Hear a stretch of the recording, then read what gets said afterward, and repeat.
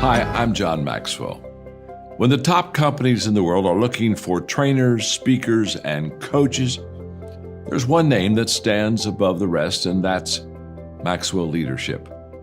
Our certified team members have gotten proven results for companies all over the globe, and our reputation, I'm proud to say, is second to none. Some of our members have risen to the top of their profession, including the one you're going to meet today. I proudly introduce you to my friend Bob Fabian Zinka. Welcome to the Leadership and Success Podcast with your host, Coach BZ, where we help you lead with purpose and succeed with impact. If you're ready to grow into the kind of leader others want to follow, this podcast is for you. If you're determined to elevate your success and leave a lasting legacy, this podcast is for you. As my mentor, Dr. John C. Maxwell reminds us, everything rises and falls on leadership. Our goal is simple: to inspire you, challenge you, and equip you with insights that can transform the trajectory of your leadership journey. Welcome aboard to another episode of the Leadership and Success Podcast with Coach BZ.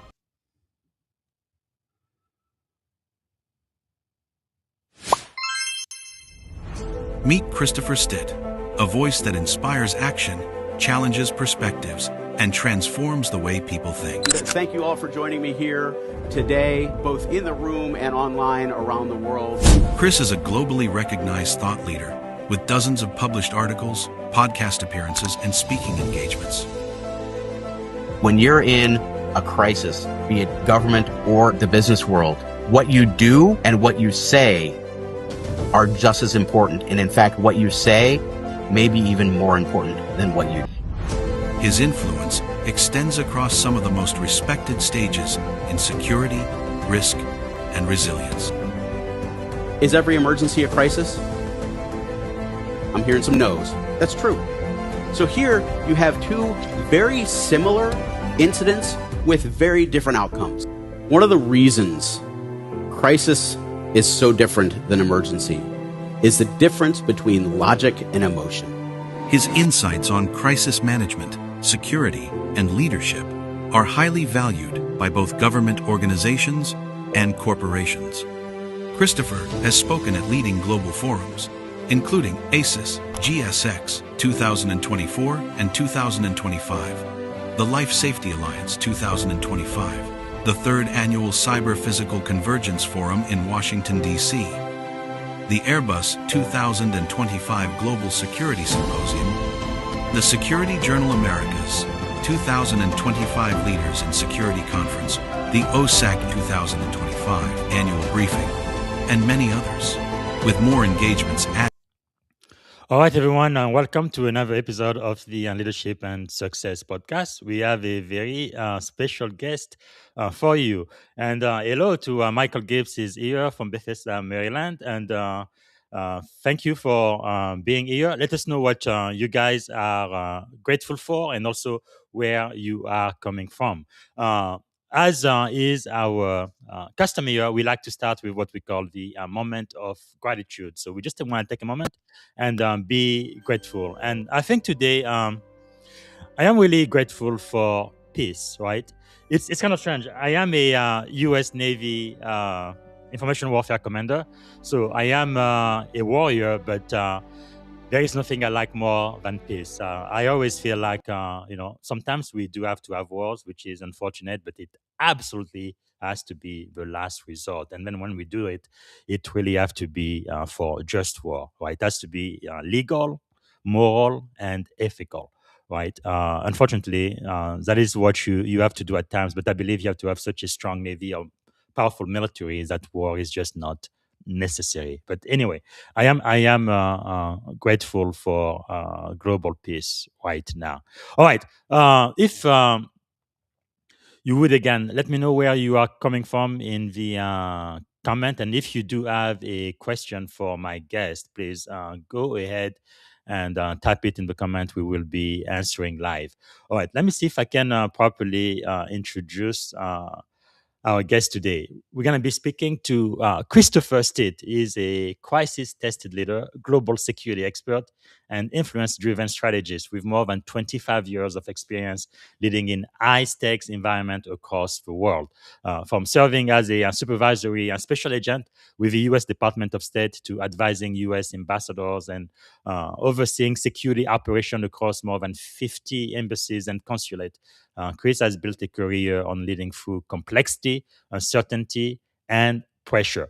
So, without any further ado, would you please help me welcome to the Leadership and Success Podcast, the one and only Chris Stitt. All right. Good morning, All Chris. right. How are you doing today? I'm great, Coach BZ. I really appreciate the opportunity to be here with you and to talk with you and the audience that we have on this really fantastic podcast and following that you've built here. Thank So, you. Really appreciate that. You might know Michael. I did interview him. Looks like you guys use the same publisher, CRC. But indeed, Mike is one of my good mentors and good friends. that is really amazing how we live in such a big world, but then at the same time, technology makes it feel so much more smaller. So just to get started, Chris, what is one thing you are grateful for today? One thing I'm grateful for today, I think, is the relationships that I've built, the community that I'm continuing to grow, and the opportunity to reach and influence people through forums like this and my book and other speaking engagements. Which, by the way, today we are going to be mainly talking about this book, Scaling Pyramids, Leadership Lessons from a Mid-Level Bureaucrat. But you also wrote two other books, or at least chapters, The Kindness Game, How a Single Post Changed Our Mindset About Community, and also this most recent Organizational Risk Culture Standard, which is pretty amazing. Yeah, no, thank you. I was honored to be able to be part of the kindness games and spread kindness to people who, especially, had shown kindness to me in the past, or others that I was trying to show kindness to. And then for the organizational risk culture standard, that was spearheaded by Dr. Gab Schneider, and I was one of the 5 co-authors on that.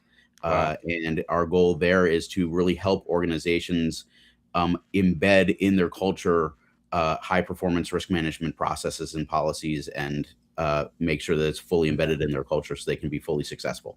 Yes, in the age of AI, I think that is quite critical. And what is something about you most people may not know when they first meet you? I think one thing that people may not know is just the breadth of things that I'm actually doing. It's kind of funny. A lot of people try to put you in a box, right? Where do you fit in their schema? But, I'm a former special agent, but also a diplomat. I'm also in leadership development. I teach as adjunct faculty at George Mason University. I run a security consulting firm. Wow. I am working on getting into more keynote speaking. There was a TEDx talk several years ago that really struck a chord with me about being a multi-potentialite. Wow. You're not just one thing. You've got the potential to do lots of things. And there's people out there that really enjoy, finding the different paths and, following what interests them now. And I think that, like I said, it really struck a chord with me because that is one of the things that I do. That is really amazing. Some people feel like they only have one purpose. I think that might be true, but maybe it expresses itself in different ways, and that is really, really, really cool. Maybe we're gonna get into a little bit of that too. So I know you have more than 25 years experience career. If you could tell us, if you could take us back, what specific experiences or what comes to mind that kind of shaped your leadership philosophy the most? So one of the advantages to my career being a special agent with the Diplomatic Security Service was that we rotated every 1 to 3 years. Wow. But not only did I rotate every 1 to 3 years, everyone around me rotated every 1 to 3 years, which means that I was constantly encountering new leadership principles, new leadership mechanisms, new, Yes. styles and modes of leadership that I often had to adjust to, or that I had to adjust, my leadership style to suit the new people that were coming in, Wow. around me. So it really gives you a, broad base of different styles and, principles and things like that. So I think that's one of the things that Hmm. really makes it different. That is really something. So very similar to the military. I Yes. guess I kind of like that because in many ways it forces you to really have a very great, no, a whole lot of experience, right? Mhm. But the only thing I don't like about it is you usually don't really get into depth in what you're doing. Basically, by the time you learn your job, it's time for you to move and go to something else. It's very true, and, I know we'll talk in a little bit more about this, but yeah, when you're rotating that frequently, you are constantly needing to, lead yourself in order to adjust. Yeah. So operating in some of the most complex environment in the world, what did those environment teach you about leadership that you couldn't learn anywhere else? So there's a couple of major points there. I think the first is that not only was I simply rotating my positions here in the United States in a particular city, in a particular, organization, but, you know, I was also rotating around the world. Mm, So there was a lot to understand about leadership in different cultural settings as well. So, and when you talk about culture, you have workplace culture, right? The people who are around you. You have your office culture, your mhm, people that are kind of immediately there that you're working with day to day. But then you've also got your organizational culture for, in my case, the new embassy that I was coming into, and different mhm. ambassadors had different styles, different Yeah. deputy chiefs of mission had different styles, things like that. But then layer on top of that, national cultures and how you interact with people in, the local environment Yes. also gave me a lot of insights into, building my own leadership philosophies. Yeah, especially places you've been, it's not just the culture, but the language also. Uh, Yes. wow. Yeah. No, that's, learning some of the, turns of language. And I spent, a lot of time in Spanish speaking countries in Latin America, but I was Mm, also in West Africa and Burkina Faso, and I spent a year in Iraq. But it yes. was always funny to pick up some of the little, idioms and things like that, and that really influence how people think and how they see the world. Hmm. So when everything is uncertain and stakes are high, especially when you were in the State Department, what Yeah. separates effective leaders from those who struggle, you think? I think the big thing is the effective leaders are the ones who didn't try to go it alone. They Hmm. really leveraged the team that they have and the skill sets of those team members, making sure that everybody was involved, could play their Yes. part, and that actually listened to the input from those team members. Wow, that is really like that. The imagery I get is kind of like being the one who leads an orchestra. Well, you don't have to play all of the instrument, but you know Absolutely. who needs to play what and when, and you just orchestrate that, which is pretty awesome. Can you walk us through maybe a moment where you had to make a high stake decision with incomplete information, and what was your framework? Yeah, so, one of them, there was one of my overseas posts, there was a bomb threat against one of the schools that a Ooh. lot of our kids went to. And the school was going to, evacuate all of the students, send them all home, call in the local police to have the canines go through the school and make sure that there Mm, was no danger and things like that. Um, One of the problems this caused, though, was chaos, yes. because you suddenly had all of these parents being alerted by their kids via cell phone that, and a lot of this came not from the school, but from the kids. Hey, we're not sure Hmm. what's going on, but we're being evacuated and things like that. You then have all of Yes. the parents suddenly, in a panic about what's going to happen to my kid. Yeah. And what we needed to do for the embassy, because we had probably about 2 dozen embassy kids at this particular school, Mm. We needed to find a way to reduce that chaos, make sure that we were taking care of our kids, making sure that we were helping, guide the school through what they were doing. Mm-hmm. And it was very fast that we needed to be able to react to this. And number one, get in touch with the parents. Number two, send somebody down to get all of the kids collectively Mm-hmm. so that we could make a quick reunification plan between the parents and the kids. We also had to, message up what was going on to the embassy front office, Yes. right? Wow. And we also had to make sure that we were actually going to be able to get to the school because of all the traffic that was suddenly converging on it. Mm-hmm. So it was just kind of all right, here's where we're at. What are the ideas? What else are we missing? And that's an important point. You know, Mm-hmm. I think very successful leaders in crisis are willing to ask the question, what are we missing? Yes. And then it was a matter of, okay, who can we divvy up these tasks to most effectively? Wow.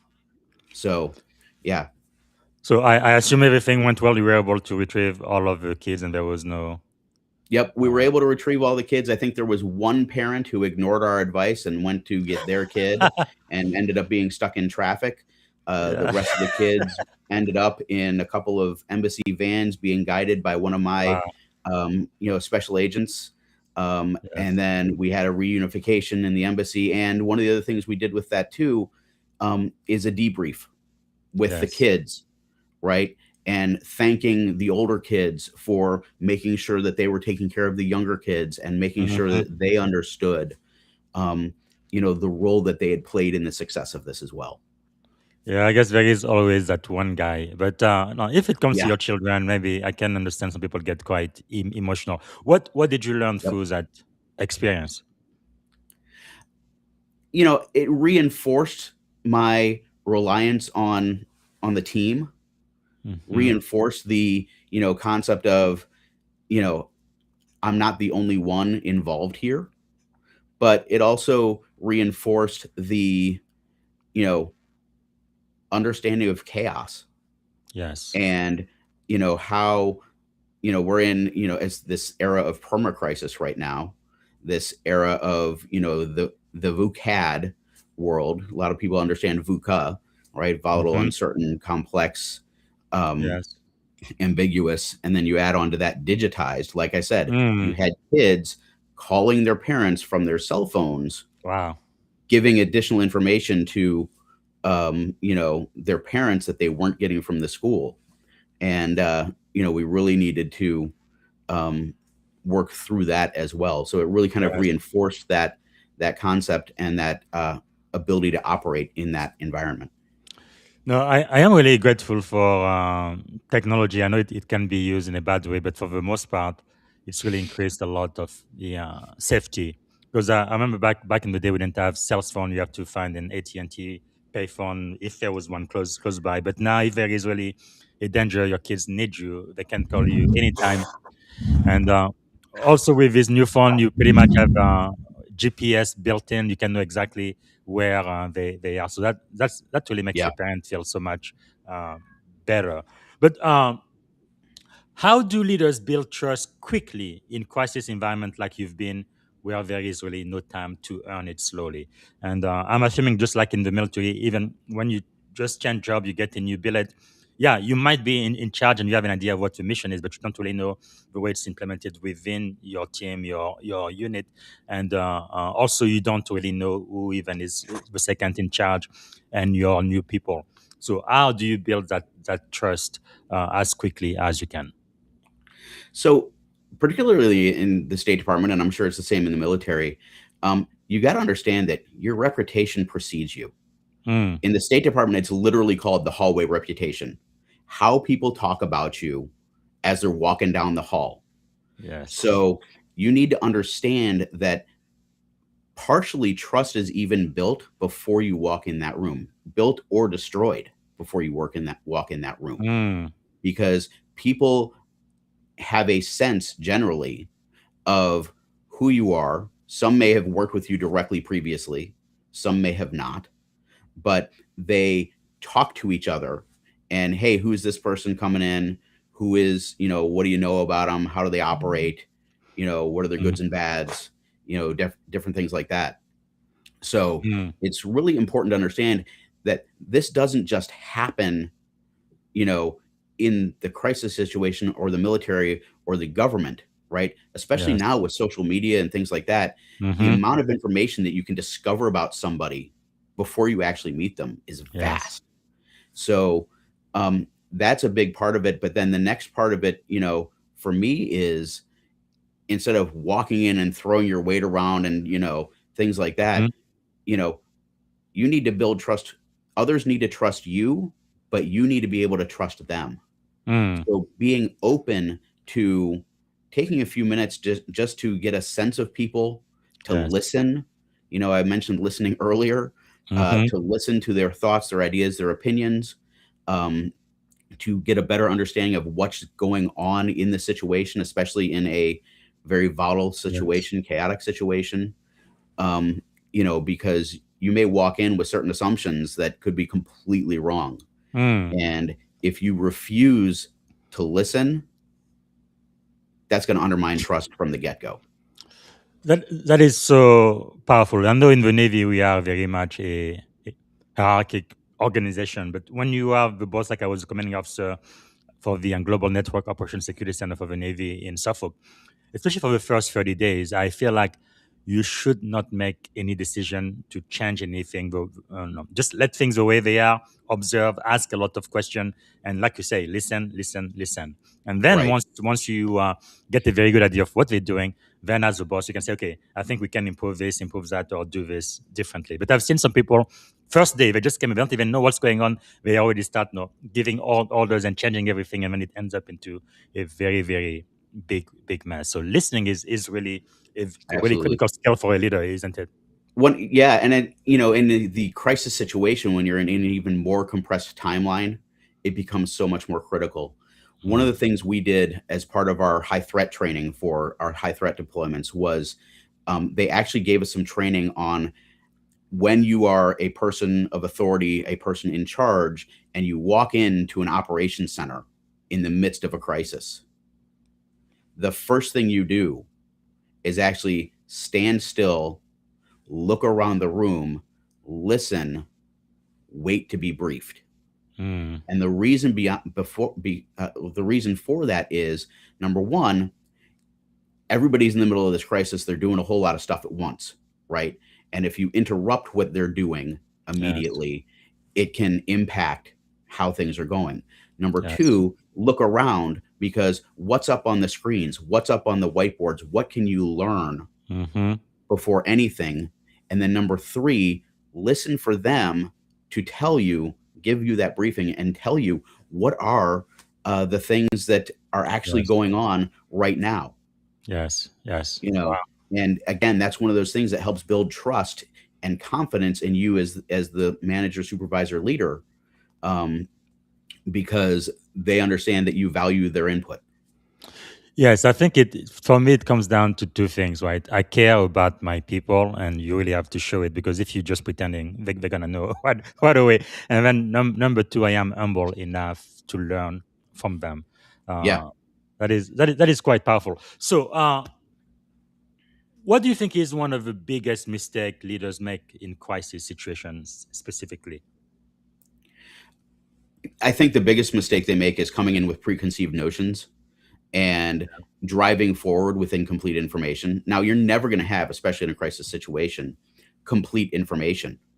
Hmm. But if they try to drive forward on their own, right, versus leveraging the team that they have around them, and you have that Yes. team for a reason, right? Um, they want to sit there and say, I'm the leader, I'm in charge, this is how Mm, we're going to do things.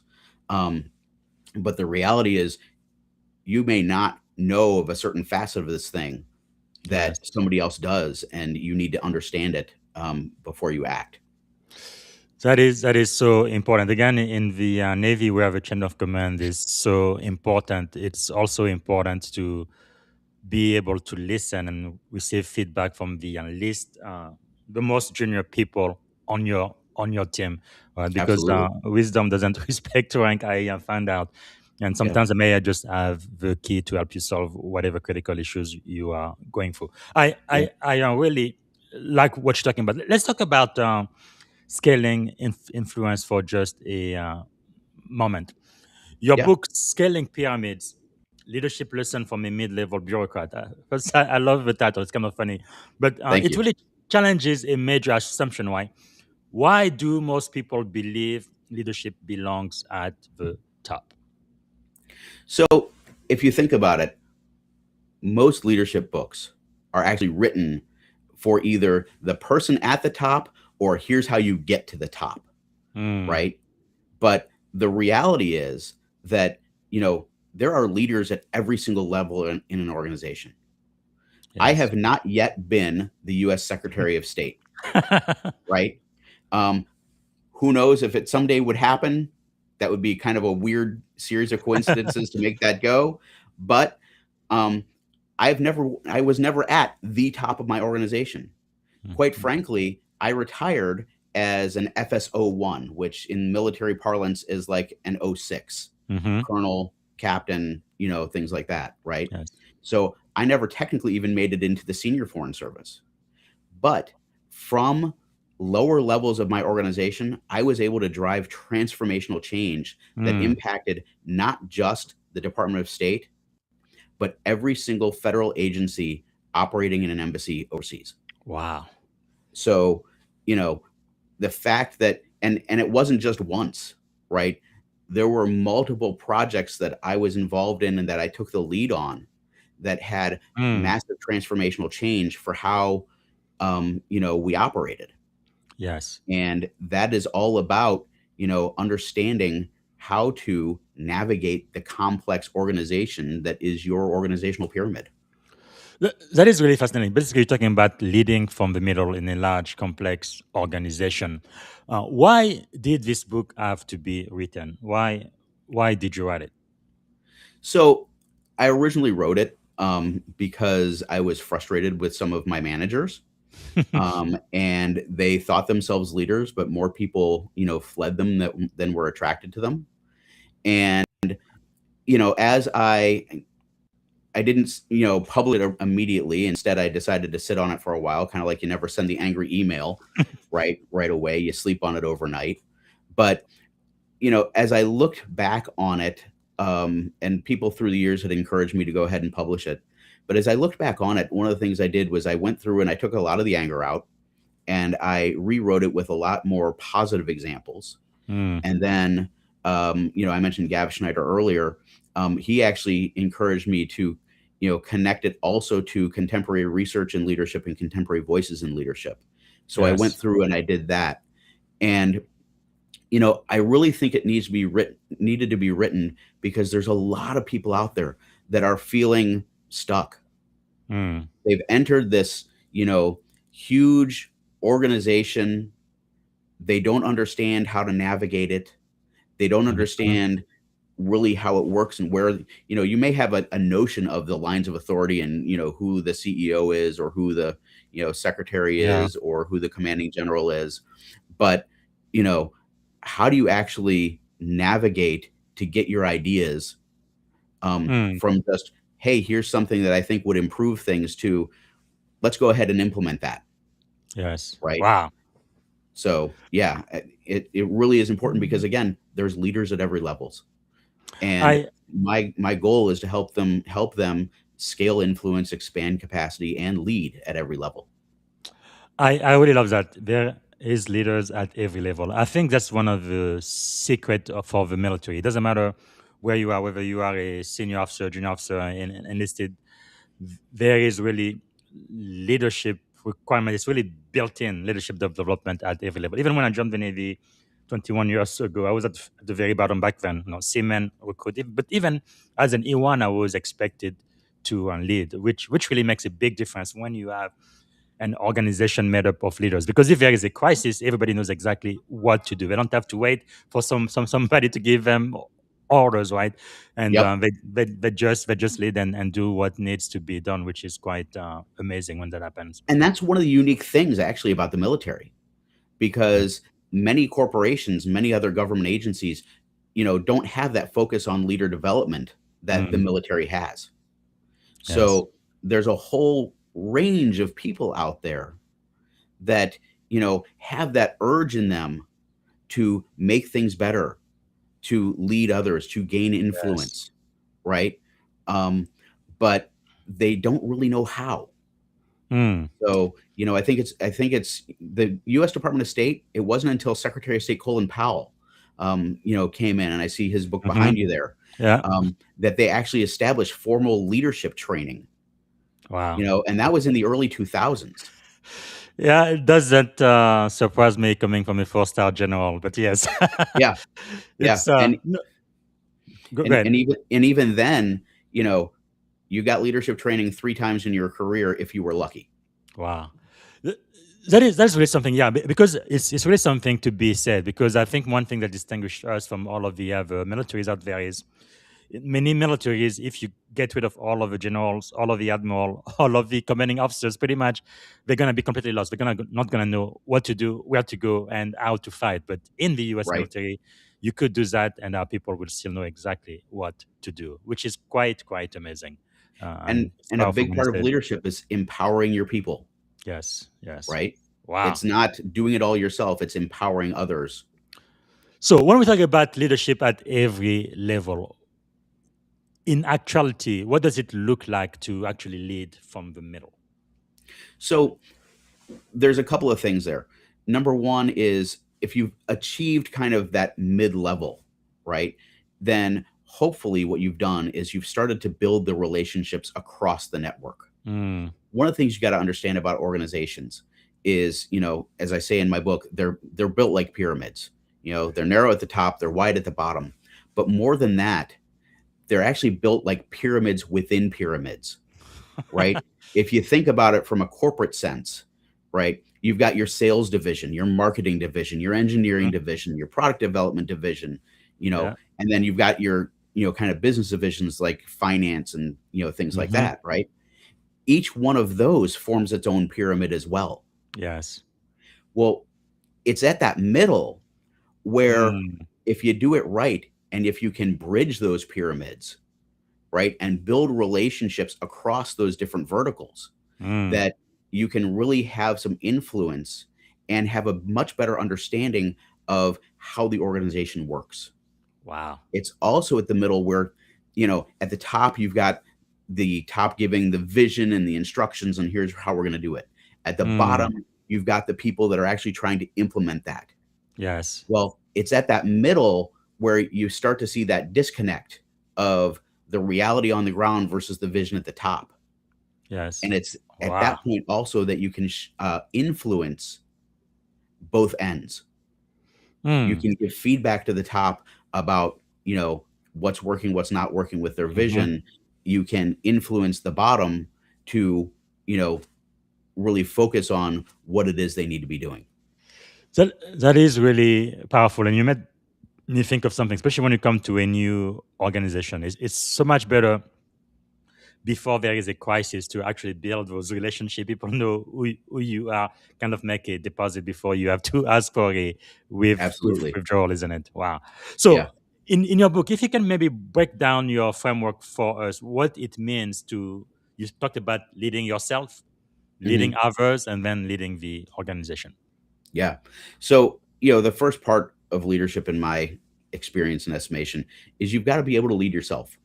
Hmm. It really helps to understand who your influences are. Why do you do what you do, right? Yes. Who are your influences? What are your values?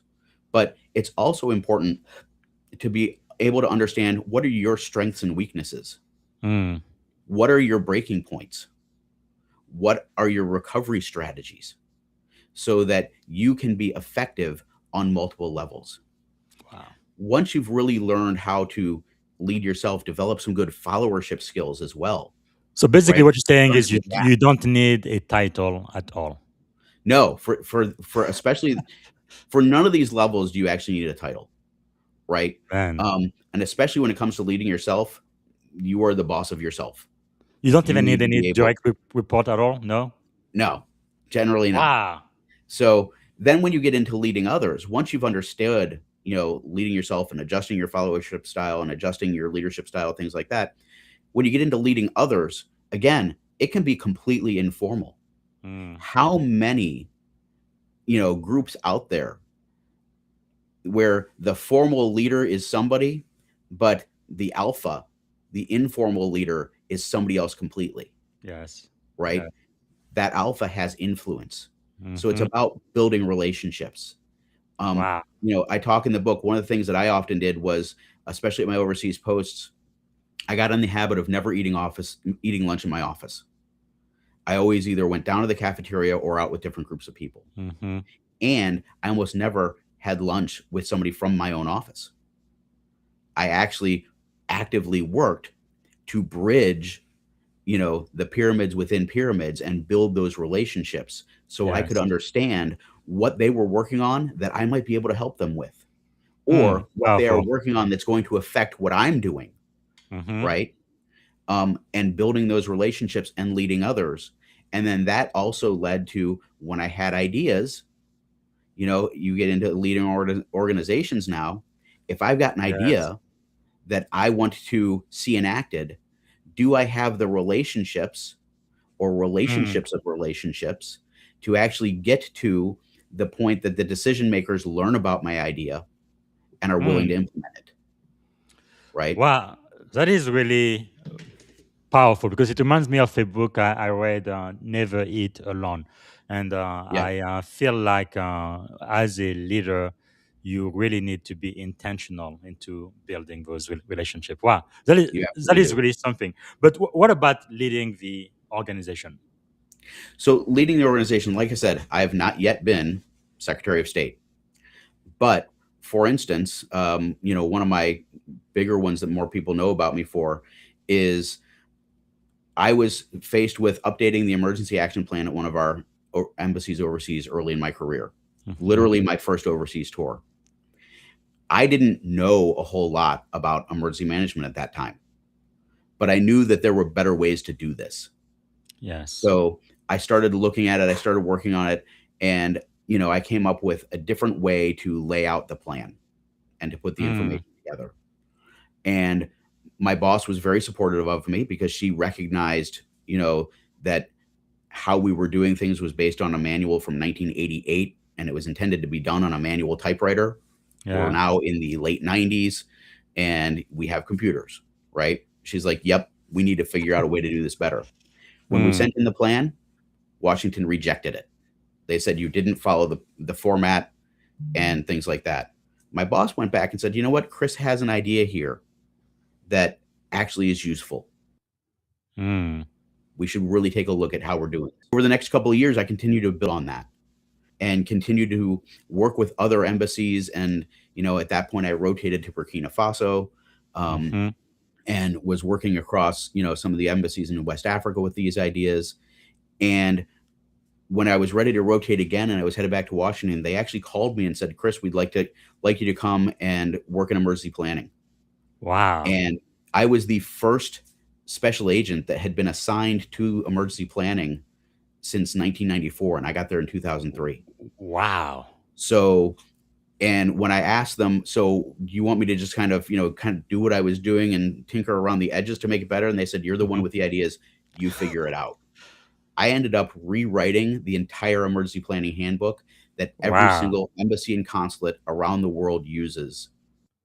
That's pretty amazing. Completely reconfigured it, learned emergency management around the way, and, Wow. also oversaw the development of, ended up being both generations of software that every embassy and consulate uses, to, Mm. take that enterprise guidance and convert it into, um, usable plans for their operating Yes. environment.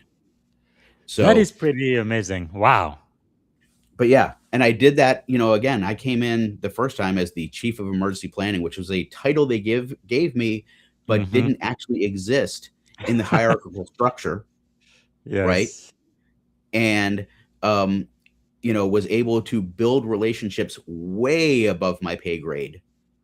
Because when you think Mm. about this, when you're doing this kind of policy, I was working across the interagency, I was working across the rest of the Department of State, everybody else that I was working with was at least 2 to 3 grades higher than me, Wow. sometimes 4 or 5.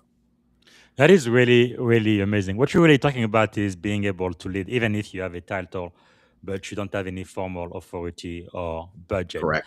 So, for the people who are listening right now who feel like, uh, they may be kind of stuck in the middle, what does influence look like when they don't have authority, they don't have a budget, or they may not have the title?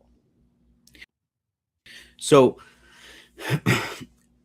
the first thing, I myself experienced periods of, real frustration, right? And that comes back to, again, leading yourself. Mm-hmm. When you're frustrated like that, sometimes the only thing you can control is yourself. Sometimes that's a matter of finding a way out of that situation and into a new one. Or sometimes it is, you know, accepting the situation that you're in and trying to make the best of it.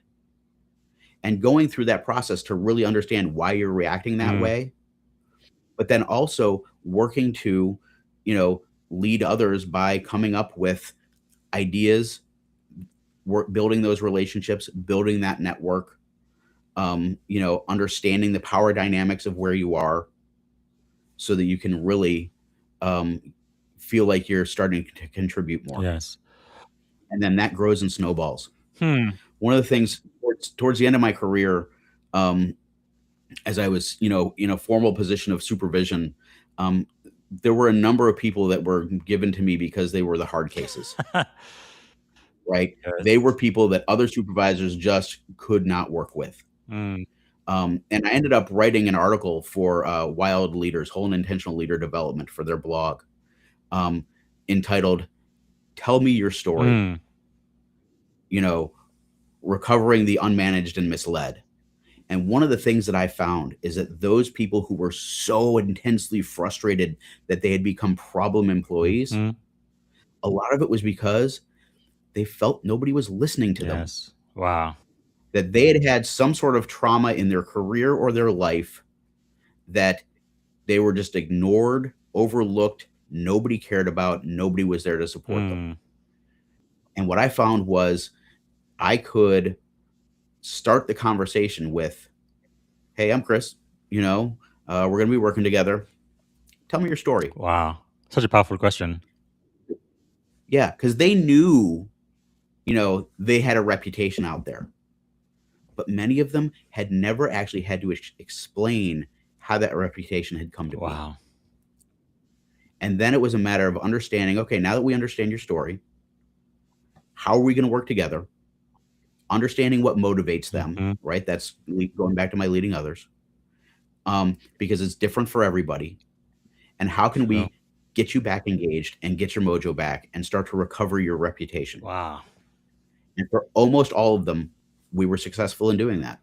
That is really powerful. So really, it comes from a sense of caring, but also taking the time as the leader, right, to speak to your direct report. Because it's true that when you're at the top, you're kind of very busy, and everybody understands that. But no, in most organizations, they say our people are our greatest asset. That's what they say, but that's not how they spend their time, their budget, or their energy, and it shows. Absolutely. Wow. So let's talk about bridging silos and organizational risk. You have worked across embassies, government, and large organizations. Why do silos exist, and why are they so dangerous? So silos exist because you have certain functions that need expertise, right?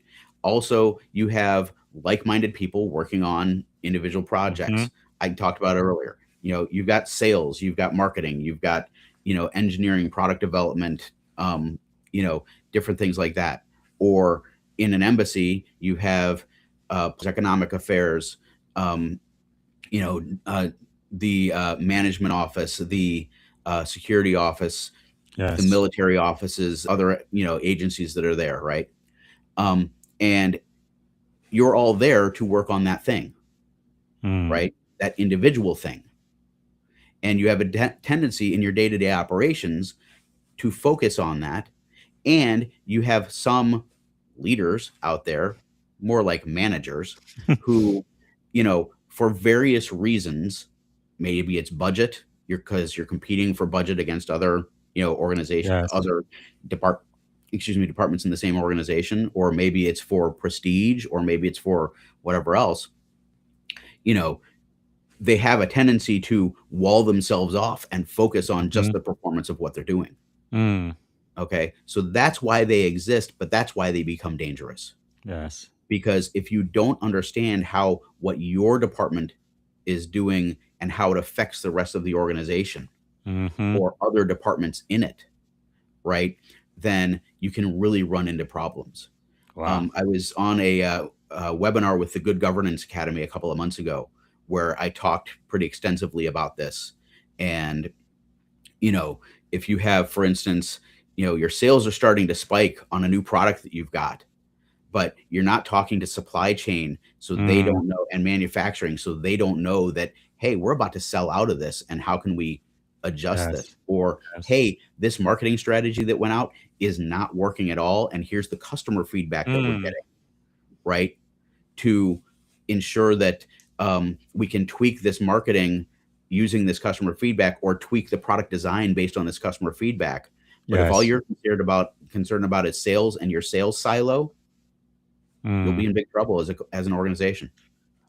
Absolutely. Now, I'm going to bring in just one of the chapter you wrote in Organizational Risk and Culture Standard. Can you tell Yeah, us what does a strong risk culture actually look like in practice? alignment. Mm. In one word, alignment. So when you think about an organization and how it handles risk, um, you've got your policies and your procedures, right? You've got your mechanisms for evaluating risk and for making risk-based decisions, Yes. right? But, culture eats strategy for breakfast every day, Yeah. Peter right? Drucker. Yeah. Yeah. And the truth is, if your culture on how you manage risk is not aligned with your policies, your procedures, etc., then no matter what you have on paper Mm. really isn't going to matter. If people are punished for engaging in decisions that, don't even violate the risk tolerance and risk appetite of the organization, but they're punished simply because they made that decision, even though it was appropriate for their level, they're Yes. going to know, why are we going to bother, doing this? I'll just, not engage in it. Mm. So, but at the same time, if you have alignment where, ORCS, the Organizational Risk Culture Standard, allows organizations to measure how well risk management is embedded into their organizations on 10 different dimensions: leadership, Yes. training, communications, etc. Right? If you actually have alignment, Mm. then decisions get made faster, better decisions are made, more Yes. opportunities are able to be seized, more downsides are able to be mitigated or avoided. So powerful. Earlier, you mentioned we were talking about leaders, and you did this for manager. I want to get back to that. What do you think is the difference between a manager and a leader? And I do believe we need both leaders and manager. And sometimes the moment may ask you to, step up and lead. But what's the difference? So, first of all, programs need managers, Mhm. right? You need to manage all of the different aspects of the budget, of Yeah. the operations, of, how everything is being done, right? You need management for that. Mhm. People need leaders. Mm. They I like that. need to be inspired. They need to be brought along. They need to be empowered to actually Wow. I love that. engage in those operations. There are too many people out there that think that they are leading people, but they're really just managing them. They're Mm. just putting, using a person as a widget and putting it in a place and assuming that it's going to perform, Powerful. like the widgets do. But what Well, that what they really need is leadership to empower them. Yeah, I know he was Secretary of State. You mentioned him earlier, Colin Powell, but to me, he will always be the general. But one thing he taught us is with management, technically, you can get people up to 100% efficiency. Almost nobody does, but that's what you're supposed to go to get an MBA and learn how to manage resources and things. However, he says leadership is different because with leadership, you can actually get people to 110%. So it really goes above and Absolutely. beyond the theoretical limit. And that's really what you see, especially in the military, especially during times of crisis and war. You will see people, even again at a very junior level, they will just step up and they will go above and beyond. That's why you see those crazy people who get Medal of Honors where there's fire, they shooting on them and they go back and they get the teammate. It's like they are living in a mental state where they are pretty much invincible and they believe they can do the impossible. But they're just all ordinary people. But it's just the moment calls on them and they accept the challenge and they just step up and they just go above and beyond. It's really amazing to see. Yeah, no, absolutely. Yeah. Yeah. And, again, when I talked earlier about tell me your story and seeing some of those people really get back and become empowered instead of frustrated, it was really so powerful. Wow. So, how should leaders then think about risks today in a world of artificial intelligence, cyber threats, and global instability? I don't know that risk has changed much. You got to Mhm. understand, a lot of people misunderstand risk. So, risk is uncertainty upon objectives. Mm, That can be either good or bad. A lot of people, especially in, my background, in the security background, risk is always bad, right? We only look at the downsides of risk. We don't look at the, potential upsides to mm. making a risky decision, right? Wow. Um, but the fact is, risk is simply that uncertainty upon objectives. Yes. So, what can you do, and what are the tools that you have to learn more to eliminate or reduce some of that uncertainty Hmm. so that you can then make better decisions? And Yes. these days, information is moving so fast, but we're also getting more and more tools to deal with that flood of information. I Mm. use AI pretty regularly now to, honestly, on a daily basis to say, not just Google searches, but to, some of the AI platforms that are out there Hmm. to get a better understanding and distill a lot of that information so that I can, you know, get a better sense of whatever topic I happen to be looking at, right? Again, Wow. it's minimizing that uncertainty so that you can make better decisions, but also understanding you're never going to be able to eliminate that uncertainty. Yes. And there's too many people out there that hesitate to make decisions because they're uncomfortable with that uncertainty. Mm. That is quite powerful. I was at a conference. I think it was 2 days ago, and someone said something like, "The best computer is the computer that's not being used by anyone," because then there is absolutely no risk, and the best data is the data that's not being accessed by anybody. But the truth is, if you're gonna be in business, you do have to turn on those computer and you do have to access data. So it's about managing that Absolutely. that risk. But can't you also sometimes just accept the risk or even use um, tools like insurance and transfer it to somebody else? Absolutely. And again, that's why you have insurance. It's funny Yeah. working in the government. I had never heard of the concept of risk transference until I moved into the private sector. You know, Mm, the government is self-insured. yes. It simply either accepts the risk or it doesn't doesn't move on the objective, Hmm. right? There is always, like I said before, there is always going to be some amount of residual risk, some Yes. factor that may either pop up or factors that you know about that you just can't, you know, Mm, eliminate and mitigate that uncertainty or yes. that potential downside. True. Um, so yeah. So then, what's the difference then between organizations that treat risk as compliance, and I've seen so many of those, versus those that actually embed risk into decision making? So when you treat risk as simply a compliance factor, you're not you just go through and you're checking off the boxes. A couple of things happen. Number one, there's a much actually increased chance that you'll miss something. Because, all right, we're just kind of going through, we're checking our boxes, we're, half looking at it, etc. Yes. Now, what's important to understand here is that it's not just that you might miss something bad, right? You might miss something good. You might fail to recognize, hey, this is what we're trying to do. Here is our objective. But, we've got some uncertainty on getting there. You know what? As we look across a broader field, there might be another path to that objective that's better and faster or more certain than what you're looking at already. So when you look at that in that context, by treating it as compliance, you're really just, undermining your overall efforts. That is really insightful. We have our first question from the audience. Colin says, Christopher's right. One of the most underrated leadership mistakes is not listening.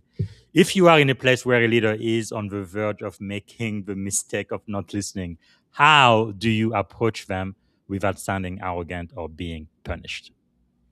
Interesting question. So, number one, part of it is understanding the person you're engaged with, who is that leader who is engaging in that behavior. Are they one that is willing to be approached and be reproached like that? Right? If not, is there somebody else that, I talked earlier about building your relationships. Yes. Right? Is there somebody else that person has a relationship with that they might be more willing to listen to, that you can go to, maybe a deputy or somebody else like that, and say, hey, I have an issue with this. Here's what it is. Here's where it's a problem. Can you put in a word for me? I like that. That's probably your best bet. There may be times where you need to even go above that leader's head, and that is always dangerous. Yes. Right? Because if there's something that is literally going to be dangerous for people. Yes. Proceed at your own risk. Yeah. Proceed at your own risk and decide whether or not that particular issue is worth it for you. Yeah, that's what I feel like the best leaders I've ever had. They really provide top cover for the people under them. Like, I really, truly have your back. And, it's funny you mentioned, because especially towards the end of my career, as I was supervising more people, one of the things that I always talked to them about in the in-briefing was part of my job is to get you top cover, to do what you need to get done to make us successful. Yes. To make sure that you get the credit that you deserve when, something goes right, but make sure that I'm providing the top cover and accepting the blame when something goes wrong. Yes, because I think in the military, you do see it quite a lot. Some commanding officer would put their own credibility on the line for their sailors. And when you see somebody like that, you're going to be willing to follow them to the end of the earth and even to hell if you have to, because you know that they really mean what they say. They really, truly have your back. Whereas many other people, they're like, no, I'm going to cover my own back. Good luck. Okay. We have, I know we are already running out of time. I can't believe this. One more question from the audience. This is from Daniel Young, a very active member of our tribe here. He says, scaling pyramids, blueprint for the messy middle. How can siloed leaders align pyramids and surface truth across level while still protecting their credibility and promotability before systemic breach? Very good question. So, as I understand the question, if you're sitting there in a silo, right, and, you need to be able to reach across them. Again, the first thing is build relationships, build understanding, spend some time, drop by somebody's desk. Hey, help me understand what you guys are working on. And, let's maybe what can I do to, help you out? There's other forums for that too, though. The dreaded C word, committees. Who loves to be on a committee? No right? one. All right. Instead, let's call them working groups, or let's call them, cross-functional, project teams. Mm-hmm. right? Building the relationships within those forums to establish trust and credibility can really help you then when you want to branch out of that particular forum and build it on a more personal basis, Yes. right? So that you can then reach out of your silo and help others understand how their silo affects the other silos in the organization Mm. and, work it through. That is really insightful because I think sometimes with the silos we get to only focus on the trees and we get no, we lose sight of the forest, how everything comes together, and Absolutely. because no, I have kind of have two leadership mantra. One is mission first because the mission does need to be accomplished. That's the reason why we are on the payroll. But then people always right, always take care of your people. They will take care of the mission. But then my second mantra is one team, one fight. Because you're right, many times in organization, instead of collaborating, you start to compete against the other business function across the organization, and you Yep. end up pointing fingers, blaming everybody, and that really detracts the entire organization for their main and core Yeah. mission, doesn't it? Absolutely. And, one of I think the two most dangerous phrases that you can have in an organization is not my problem, not my job, Yes, yes, right? so When true. you get people who see a problem and have a potential solution, Mm, but they're like, you know what? Not my problem, not my job. yeah, yeah. Let them figure it out. Was that And the a same lot people who leave work exactly at 5:00 because it is the end of the work day? But yes, there's that, but there's also the question of what is it about your organizational culture that promotes that? mm, How have you yes, managed to reinforce your silos to the extent that they are willing to let the organization fail wow. because not my problem, not my job? Mm.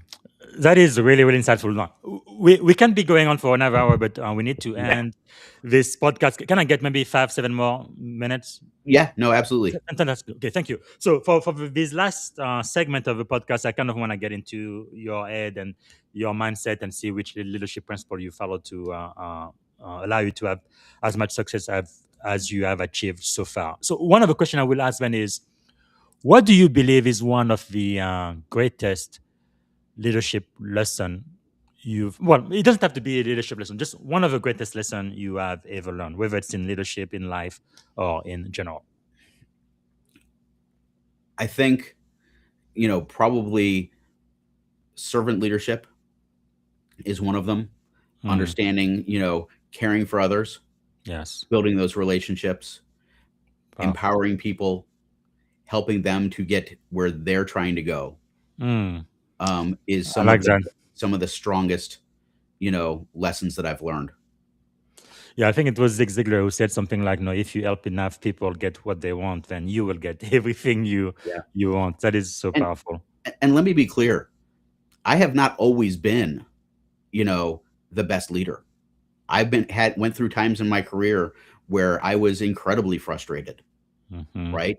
Where I overreacted to being frustrated and not being, a great leader. But Yes, luckily, I've had mentors and friends and coaches who have been willing to step into my life and say, you know, what is, you know, Chris, there's something going on here and you need to pay hmm, attention to it. And then wow, that comes back to leading myself and doing that deep work yes, necessary to improve again so I can then help I others. like that. Powerful. What do you believe is the secret to your success? Um, I'll go again back to the relationships. I see Yes. Mike Gips asking a question in there.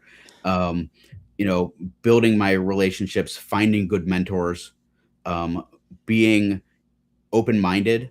I Mm-hmm. have a lot of, you know, um, I'm pretty widely read. My dirty little, passion is probably spy novels, but I do a lot of histories, biographies, things like Mm, that. I try to keep a very open mind and really yes. research different topics that I'm looking into. Um, I I like that. Again, if everyone, we want everybody to get a copy of the book Scaling Pyramids for sure. But you also wrote Kindness Game, and I think we definitely need to be kind. And also, we talked about the organizational risk and culture standard. But which book, like Michael is asking, what is your favorite book outside of your own book? If you could recommend one book to my audience, which one would that be? You know what? One of them that I really enjoyed is The Innovators by Walter Isaacson. I love that. Um, Yes. yeah, it really, how I'm trying to think exactly of the subtitle, but basically how Mhm. a group of geeks changed the world. Yes. Um, but one of the things it talks about in there is almost nobody did it on their own. These Mm-hmm. massive innovations that they had, right? They were Yeah. almost always working with or influenced by others, able to collaborate in ideas. But the other thing that I really like about it was how it talked about how the people who really made the information age revolution Yes. drew on ideas from different disciplines. It wasn't just Mm, computer science. It was music. It was art. It was, yes. you know, different things like that that really helped rewire the brain in different ways to be able to see things in different lights. So, really fantastic book. Well, that is really powerful because yeah, I have read that book. I probably need to read that again. I know Isaac uh, Walter Walter Isaacson. Yeah. Yeah. Isaacson. He's written a lot of book even on Elon Musk and Steve Jobs. So this is a book you are talking Yeah. about. How a group of hackers, geniuses, and geeks created the digital revolution. So powerful. But now let me ask you this: like Bill Gates has been one of my heroes, founder, chairman of Microsoft, and lately Mhm. we found out about some of his association definitely tarnished his reputation quite a bit. What do you think is the importance of character, especially when you think nobody is watching? Character is incredibly important. Again, I talked earlier about the hallway reputation. Hmm. Your reputation precedes you. It is very, very hard to build and very easy to shatter, Yes. right? Um, and character really, a lot of people define it as you know um, what you do when you think nobody else is looking. Hmm. You know, and does that character align to the public persona that you portray? Yes. So, it is very important to keep that in mind, and also to try to avoid putting yourself in situations where your character is going to be compromised. True. True. Yeah, because I know there's a Bible verse that says anything that's done in the darkness will eventually be put to the light. And anybody Yeah, who ever sent Jeffrey Epstein an email regrets that today. But yeah. yeah, and one thing my grandma told me, right? No, my mother. Whenever you think nobody's is watching or you're about to make a stupid decision, always think, what would my grandma think about this, or what would happen if this was published in the paper tomorrow or something. But that And is I'll powerful. I'll throw this out too. Are you willing to give grace? Hmm.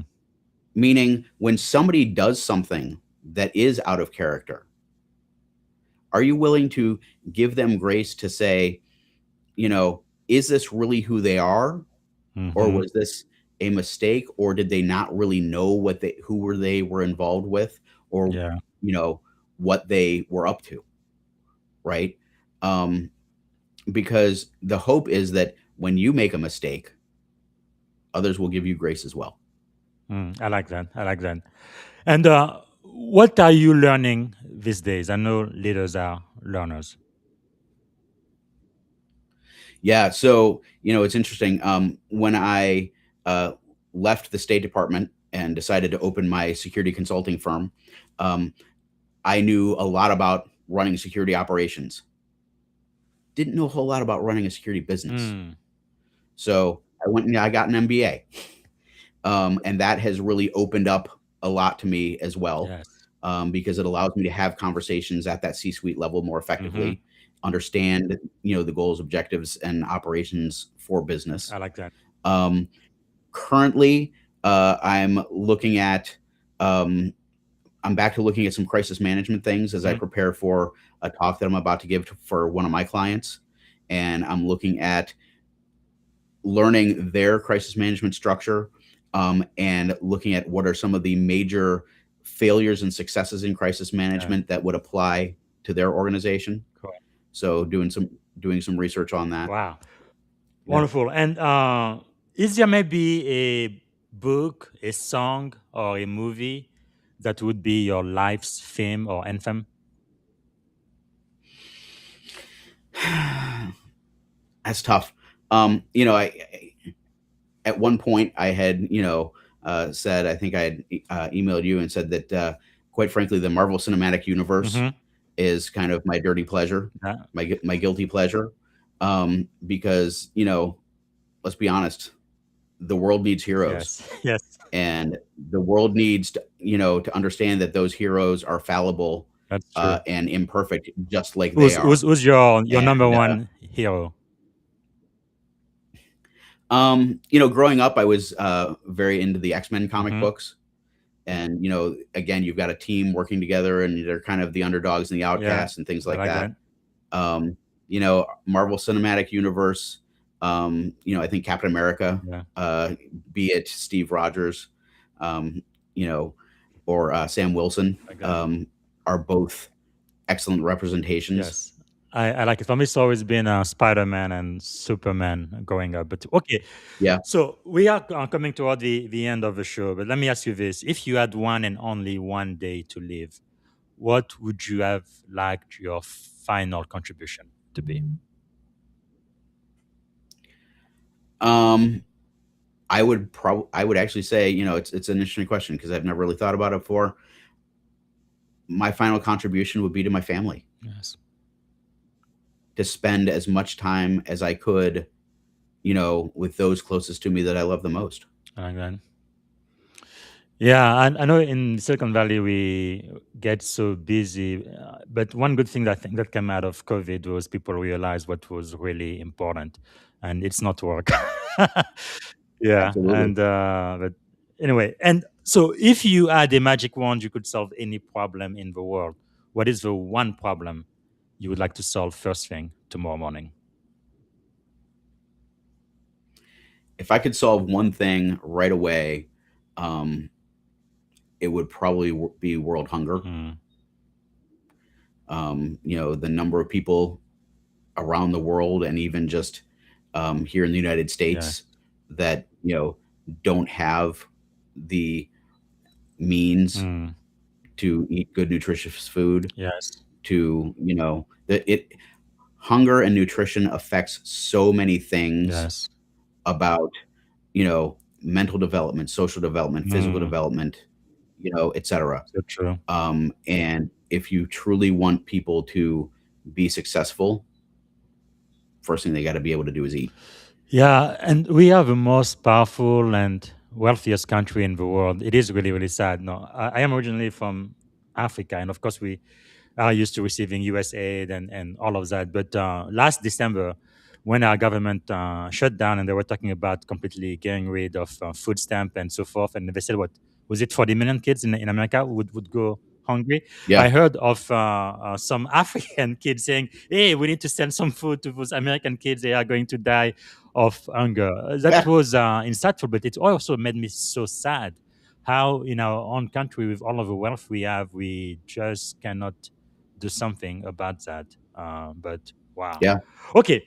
So if you had the ear of every middle manager across America right now, what is one thing you would tell them to do tomorrow morning to scale their influence? Build relationships. Again. Build relationships across silos, not just within your own. Understand how your organization actually works and understand how to navigate it. Powerful. All right. We are coming to the end, Chris. What can we do to add value back to you? Thanks so much for giving us so much wisdom and insight today. How can we add value back to you? So, again, please, if you would do so, purchase a copy of my book. It's available on Amazon. It's available from Routledge. It's available from lots of different places because it was actually published by CRC Press, Routledge, thanks to Dan Swanson. the series editor, for taking a chance on me for Yes. that. But also, I'm trying to get this message out about scaling pyramids and about crisis management and things like that. So I'm definitely looking for speaking opportunities. If your organization is looking for someone to help you with leadership development, especially at the entry and mid Mhm. levels, or if you're looking for somebody who can help guide your senior levels into developing the leaders below them, Yes. please reach out. Fantastic. So as we get to end the show, is there a question I should have asked you, Chris? I didn't get a chance to ask. Anything else you wanted to share? This was pretty broad ranging. I don't, I can't think of anything off the top of Very my good. head. All right. This is But I sincerely appreciate, your interviewing style and, Thank you.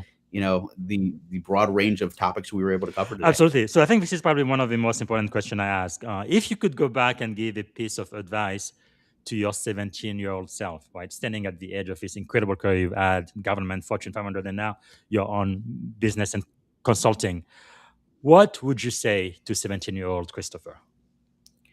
Probably it's not going to turn out how you envision it now.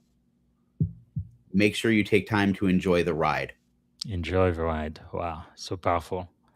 I like that. I like that. Okay. If we can end, it's going to take less than a couple of minutes with rapid fire. So I'm going to ask you a question. Give me the Okay. first thing that comes to your mind really, really quick. So, what Okay. is one word that defines great leadership? One word. One word: listening. Okay. Morning routine, practice that keeps you grounded. I often take time first thing in the morning to actually do a couple of the New York Times puzzles Oh, puzzles. on their app, and Very good. I share the scores with my brother and a couple other people. Pretty cool. But It it gets seems that like, mind engaged in a different way. yes, I think that's probably why LinkedIn now has a bunch of puzzles and games too. I used to do them. I probably need to do that again. Is there maybe a book or a quote that changed your life? Um, a book or a quote that changed my life. Again, I like The Innovators a lot because it Mhm. really gave me that viewpoint, but also that podcast or the TED talk that I mentioned earlier on multi-potentialites. Yes. That I'm not Do you broken. I am just interested in lots of things. do you remember who was the TEDx speaker? I do not recall, but if you look I up I should be multi-potentialites, I should be able to you'll find be that able to because find it. Yeah. I try to get them on my show as well. About 3 weeks ago, I had the number one TED and TEDx speaker in the world. I think more than 200 million views from Wow. England. Julian Treasure, he was on my podcast. It was just That's fascinating. great. I couldn't believe he actually said yes. So when I see them, I just say, "Hey, come on the podcast." If they say no, no problem. But if they say Yeah. yes, that could be life changing because Well, hopefully someday I can do my own TED talk and then come back on your podcast as yeah, a TEDx speaker. absolutely. Absolutely. I almost had mine November 2024, but then the Navy called me back on active duty, Ah, so I just couldn't make it. And that one was pretty special. I didn't know they had TEDx Youth, so that wasn't for the big guys, but I think it was a high school in the Bay Area. And I am so passionate about the next generation. But anyway, I'm sure I will have the opportunity again. Who inspire you most today, Chris? who inspires me most today? Um, number one, I'll say Mike Gips. He has been such an incredible friend and mentor. Um, as I've made this transition from government service into the private sector. Mhm. But also, I truly am inspired by my kids Yes. and, the things that they're engaged in and how the relationships they're building and how they're approaching life. Mm. What is a question every leader should ask themselves frequently? What am I missing? Mm. And is there a leadership habit you refuse to compromise on? I think the leadership habit that I refuse to compromise on is probably servant leadership, Yes. right? The Okay. goal there is to make sure that I am helping and empowering others because, again, there's a difference between management and leadership. Yes. Yes. And, I can manage others all day long, but if I truly want to lead them, I need to serve them. Yes. Because it makes me, it reminds me of what Maya Angelou taught Oprah, right? People will forget everything you say, but they will never ever forget the way you made them feel. And there are Yeah, those few leaders in your career, like I said, you would follow them to the end of the earth just because of how they made you feel and how they really cared for you. It's incredible. absolutely. Yeah. Okay, what did you want to be when you were a kid? So when I was about 5 years old, I told my parents that I wanted to be an FBI agent. And Okay. it's funny because I was following that course to apply to the FBI when suddenly somebody told me about the Diplomatic Security Service, and I said, "Wait a Well, minute. it's I pretty can close. be I can do investigations like the FBI, I can do, Yeah. protection like the Secret Service, but my jurisdiction is the whole world? Where Yes. do I sign up Yes. for that?" And, Absolutely. I think yeah. being a special agent for the Department of State is pretty close. Yeah, no, it's And and I worked a lot with the FBI. The medal over my shoulder is actually, yes. the FBI Medal for Meritorious Achievement. Wow. It's a longer story we don't have time for, but, I What is the really short of enjoyed it? working with other agencies. What was that? That is, what is the short of it? One Uh, I one one was minute with or less.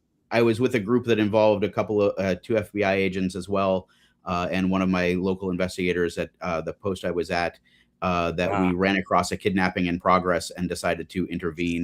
We That's ended up, amazing. rescuing the victim, arresting one of the, perpetrators, and turning it over to Man. local law enforcement. That is really powerful. I think when you work for the government, I'm probably going to be retiring this year. One thing I would definitely miss is the opportunity to impact the national security of the most powerful country in the world, but also to actually impact the lives of people. Sometimes life or death. There's just nothing like it. Yeah. But wow. Okay. Three adjectives describing you as a child. 3 adjectives describing me as a child. Um, Precocious. Two more. Um, Let me think. Energetic, One more. and I would say, um, annoying. Um, What about as an adult? as an adult, hopefully, um, thoughtful, Mhm. reflective, and helpful. I like that. Okay, so this is the very end, but I like to end on a very positive note. What is something you are feeling optimistic about? I really am feeling optimistic about, uh, the potential for the future. Yes. I really think that, um, as I've, managed to make this transition, and I'm starting to grow the crisis lead business, and as I'm Mhm. starting to, get more into the leadership speaking, I really do feel as though, I'm connecting with people, Yes. and Wow. that my message is able to get out there. Powerful. Okay, the very last question, and this is it. One word that represent our shared experience on this podcast today. I'd have to go with insightful. Insightful. Well, I am always so grateful. Thank you so much, Chris. And you have a lot of people who love you in the audience. Lee often says, CD is the man. You are the man. Thank you for your time. And thank you for sharing your wisdom with us, sir. Really appreciate that. Thank you so much. The best thing about a good coach is how they ask questions that get you to Yes. really examine, you know, what you're doing inside. So, Thank you. what's actually going on inside. So you're awesome at that. Thank you so much. Thank you. Really appreciate that. All right, that's one for the book. If everyone, and again, I encourage everybody to, if you have to buy only one book, get this one, Scaling Pyramid, Leadership Lesson from a Mid-Level Bureaucrat. And you're going to learn so much about leadership, not just as an individual, but how you lead others and then how you lead an organization. And again, you don't have to have a title and you don't have to have a budget. You don't have to have formal authority. You can influence yourself and the people around you. And I also encourage you to also look into the kindness game, how a single post change our mindset about community, because I think it really comes down to your community and, of course, organizational risk and culture standard as well. And make sure to follow Chris. He's available on LinkedIn. Send him connection request and watch all of his posts. That's linkedin.com in Christopher Stitt, CEM. All right. So this is the end of our show today. And as you guys know, we always celebrate Black History Year is what I call it, because 28 days for Black History Month is just not enough. So the one thing I am going to celebrate today. I think for some reason, I am logged out of my LinkedIn. That is very strange. Let's see if we can fix this really quick. I wonder if somebody is trying to get into my LinkedIn account. Okay. All right. Yes. Yesterday, so as you guys know, I do this in two tiers, right? Number one, I think about today, what happened today in Black history. That's one, and then I also think about a first in African American history. So from the post I wrote yesterday, I believe we talked about. Let me find that really quick. Okay, here we go. The first elected African American judge in U.S. history, and you can go to my post and find out more about this. But it was this man right here, Mifflin Gibbs, the very first judge in the U.S. who was African American. And then on today's date, April the 10th, it was really courage under fire. The legend, the celebrity Nat King Cole was attacked on stage in Birmingham, Alabama, by members of the KKK. And Nat King Cole was a very big star. He was singing to, I think it was about 4,000 white people. His concert, and some racists there from Alabama went and attacked him. I have a very short video to play to remember that, but this is going to be the end of the show. Later today, in a couple of hours, I'm going to be speaking to Coach Shanna Fuggerhouse. She's a heart-centered transformation coach, relationship architect, and healing guide. We're going to be talking from survival to self-mastery, leading from the undivided heart. And I believe tomorrow, I'm going to go back to the book of Proverbs. We're studying Proverbs chapter 22. This one is going to be all produced by artificial intelligence. We're going to have about a 15-20 minute recap with AI. If you guys remember, on January 22nd, we went through the entire chapter of Proverbs 22. It took about an hour. And we talked about it wasn't a religious broadcast, but ancient wisdom and leadership lesson from the book of Proverbs. So we're going to continue that tomorrow. And then on Sunday, I have also confirmed one more interview. Let me see if I can find I am going to be speaking to a Maxwell leadership coach on Sunday. Let me find her, Dr. Knott. So I would like just going to be Sunday afternoon. I would like you to join us live if you can. So her and I have been mentored by Dr. John C. Maxwell, the number one leadership coach in the world, really, and. She's a transformational leadership coach, educator, and growth strategist. We're going to be talking about leading on purpose, what that looks like, the power of intentional growth. So that's going to be Dr. Rakael Knott. So I hope you can join us for that. So I'm going to play the short couple of minutes clip about Nat King Cole. And that's going to be the end for today. And I hope to see you in a couple of hours when we speak live with Coach Shanna Fuggerhouse later today. Okay, bye for now.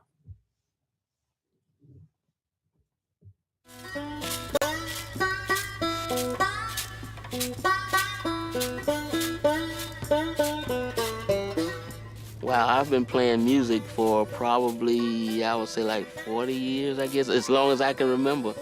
I was a young guy, a teenager. The older musicians that I played with, they were constantly worried about whether or not they were being harassed. It was always a lesson in this is what you do, this is what you don't do. I was getting rules that were handed down for generations. You take a break, you don't go into the vicinity of where the people are that you're playing for. You need to eat something, you go out and eat it, and then you come back in when it's time for you to play. A superstar like Nat King Cole, who sold millions of records worldwide and had his own national TV show, still had to deal with the same restrictions. And even playing by the rules wasn't enough to overcome the threat of violence.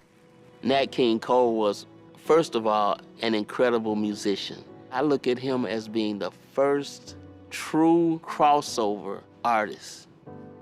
Nat King Cole was performing for an all-white audience right here in this very place in the Boutwell Auditorium in 1956, and he was attacked. Cole was in the middle of performing when a group of white men from the audience, members of an offshoot of the KKK, rushed on stage and knocked him to the floor. The men were apprehended by security. Cole stopped his performance. As I understand, the majority of them wanted to hear Nat play, and they begged him to come back on stage after he went off stage for a while to check himself out to see if he was okay, but Nat said he was in pain, and he did not come back out to perform. Very interesting to be a star on one hand and to just be 3/4 of a man on the other hand, so to speak. He had to stay in his place. Can you imagine he could have a white promoter, white manager, but he still had to deal with being black.